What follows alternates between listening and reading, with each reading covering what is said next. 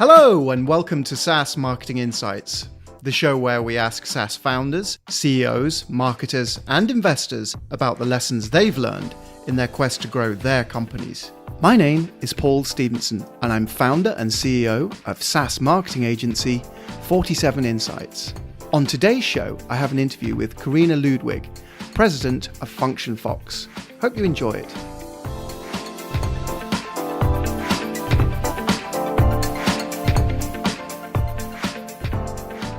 Corina Ludwig, President of FunctionFox here in Victoria, BC. Welcome to the show. Great, thanks for having me. My pleasure. So first of all, for anybody who doesn't know, what's FunctionFox? So we are an online timesheet and project management system, and we do that specifically for creative companies. So anyone that's really from an advertising, design, marketing company or in-house creative team, we offer a product that enables them to track their time, manage their projects, and take it right through from concept to completion through to reporting and invoicing. Wow, sounds fantastic. So how long has FunctionFox been around? We started in about 2000, so we launched in 2001, so almost 20 years. Wow. So when FunctionFox originally started, I guess it wasn't a SaaS product back then, or was it?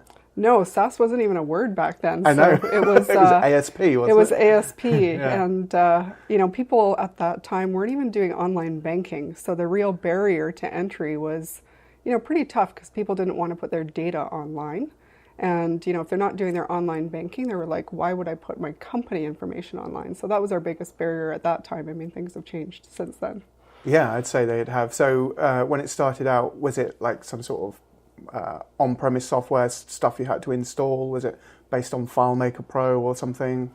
It was really, the real concept was from an ad agency that was looking to track their time, manage their projects better. Couldn't really find anything in the industry that was specific for their niche, so the creative design companies. And what we had before was really paper timesheets. We were doing some cobbleated thing into Excel where we took the timesheets, we put them into Excel, and then tried to pull reports from that. And it was a real nightmare at the end of the month to kind of bill clients from there. And so we thought there's got to be a better way. And so we built this internal online tool that worked for us, just for our staff. And we said, well, this is pretty cool. And we were telling some other people about it, and they're like, oh, that's interesting. And we passed it around to some other people, and then we thought, you know what, maybe we actually have something here. And we didn't set out to build this company. It was it came out of a need, and that's always sort of the best in terms of product development. So we called about 300 companies in the US to see what they were using. There was no real pioneer or leader in the marketplace, and we thought, maybe we've got something here. So we sent it out to some other friends and family that kind of had design agencies, and they said, yeah, this is actually really good. And fast forward 20 years, and we're sitting with, global company with people doing timesheets, project management around the world. That's fantastic. And all from here in Victoria, BC, and from, the Acorn grew out of an ad agency and from your own pain. Wow, that's a fantastic story. So, there must have been a lot of changes in the product over those years. The one that probably strikes me, just looking at Capterra and reading some of the reviews, is the praise that you get for your interface. So FunctionFox as a brand is very distinctive looking, and your user experience is very distinctive looking. I was interested if when you went through that redesign and what happened as a result of that, because it's not something that we really talk about in marketing, but I think it's so much part of what FunctionFox is, the way that it looks, the way that it differentiates itself. Be interested in any insights you have on that. Sure. So when we first launched back in 2001, it had a certain look and feel of that time. And we went for probably, I think we redesigned in 2009, 10, somewhere in there. So we were getting a lot of comments, and we always track why our customers are leaving. And a lot of the people were like, it just doesn't look good anymore. It looks dated. It looks old. It's a designer problem, right? Isn't it? If you have designers as clients. People want to be in a product that they love and that they enjoy, and that that it has good UI and UX. And it looked dated. And so there was new competitors coming into the market that looked better, and they were fresh. And we kind of said, you know what, we need to sort of really address this, and let's take a step back and kind of look at it fresh and still have all the good credibility of the company and all the features, but let's just put a fresh spin on it. And we thought, okay, yeah, it's just going to take off. And it did. We didn't see the numbers that way as we expected, which was really interesting. Like, if you really look at the numbers in terms of our growth after the interface, but it was something necessary that we needed to do. So did you actually see a reduction in churn or just fewer of those comments? We saw fewer of those comments. Yeah. So now we don't have people leaving because it doesn't look good. We actually had teams at the time that were like, oh no, you know what? Features look really good, but my team won't use it. It doesn't look good. Sure. So we made that change, and it was definitely inevitable. And it was also a staff thing too, where our team was saying, you know, like, it looks bad.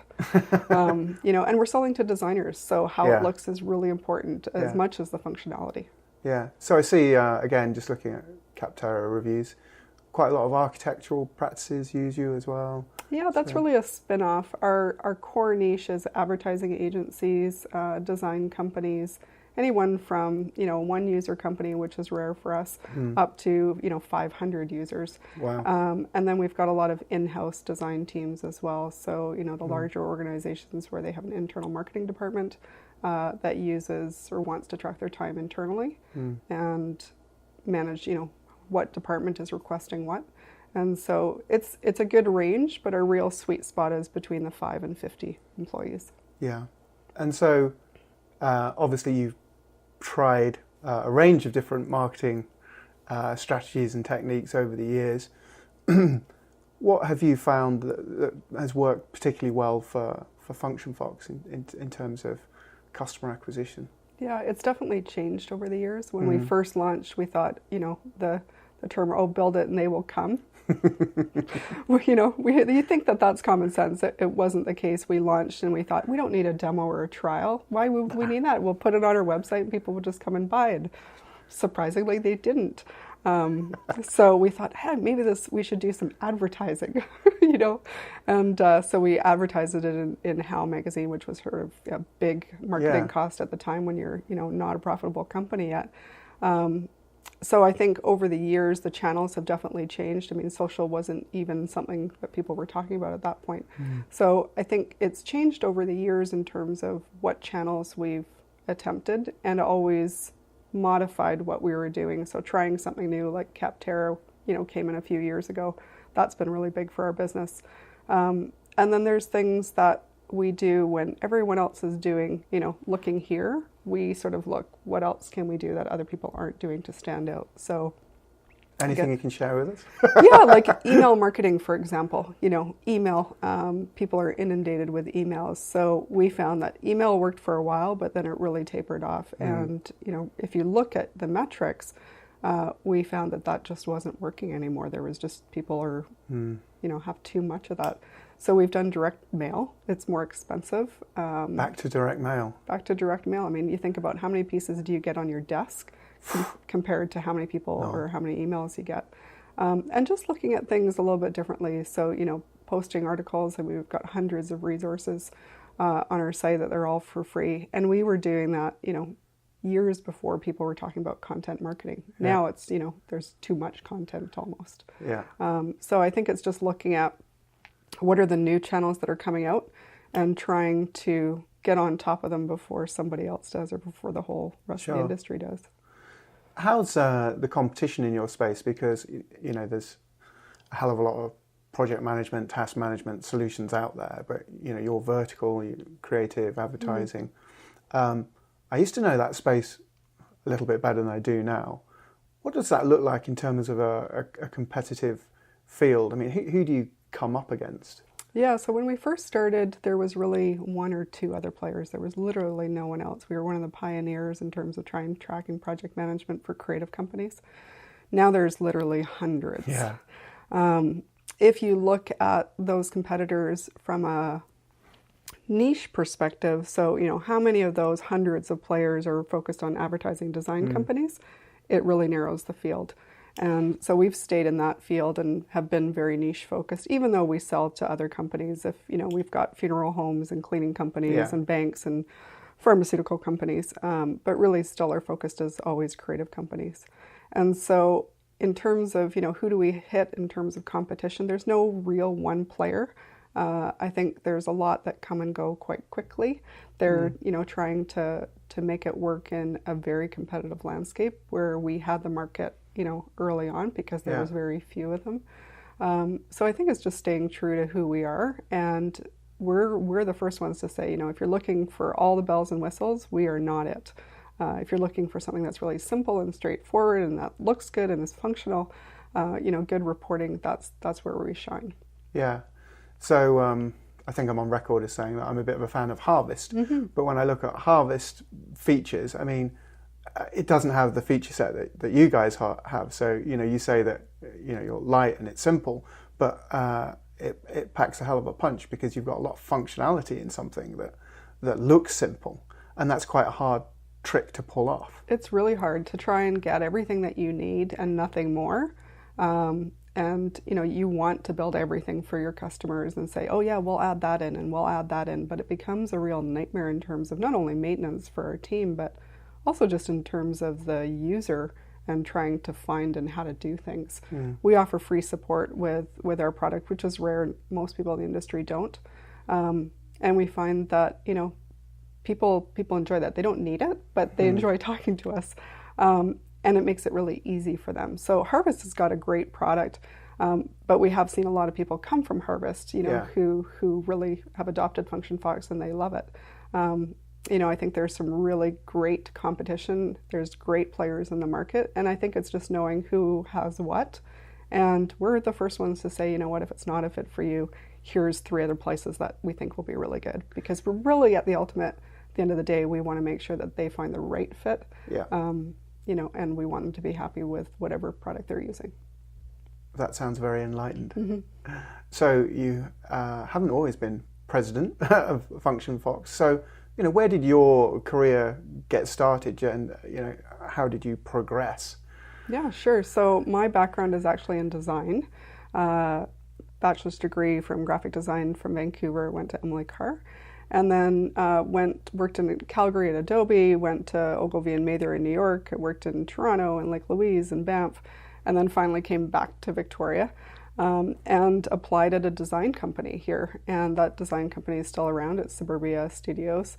And that's where the whole project started. Oh, wow. So it was hired on, no title, no role. There was no FunctionFox. It was Suburbia Studios. It's still functioning today as an advertising design studio.